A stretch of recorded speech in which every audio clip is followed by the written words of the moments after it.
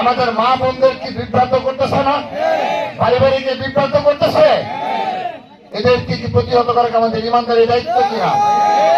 যে বিএনপি তাদের নিজস্ব কিছু বিষয়ে কথা বলে, কিন্তু তাদের আপনার কাছে ভোট চাচ্ছে যে আমরা এই করবো, আপনারা যদি চান, আপনারা যদি আমাদের ম্যান্ডেট দেন, আমরা এই কাজগুলো করবো। ওকে, কিন্তু একটি দল এখন নতুন ভাবে তারা ইসলাম শিখাইতে চায়। তারা নতুন ভাবে বলে তারা নাকি ইসলাম প্রতিষ্ঠা করবে।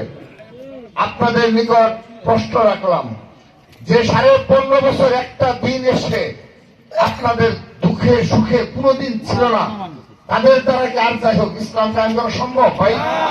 তখন কি আপনারা নামাজ পড়েন নাই ভাই? তখন কি ইসলাম ছিল না? বিগত আমাদের পূর্বপুরুষরা যারা ছিল তারা কি সহি ইসলাম কায়েম করে যায়নি আপনাদের এলাকায়?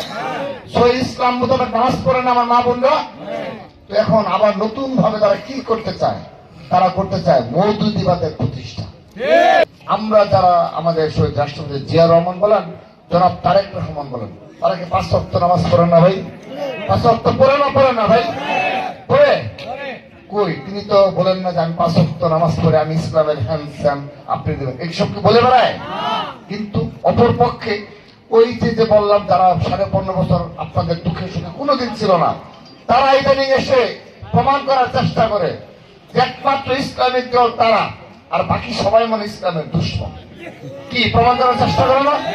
মনে রাখবেন, যদি একবার এই যারা বিভ্রান্তিমূলক মওদুদিবাদ প্রতিষ্ঠার ইসলামকে ধারণ করে একবার যদি আপনার এলাকায় প্রভাব বিস্তার করতে পারেন, আপনার পূর্বপুরুষরা যে সহি ইসলাম কায়েম করে গেছে, এই এলাকা থেকে সেই সহি ইসলাম হারিয়ে যাবে।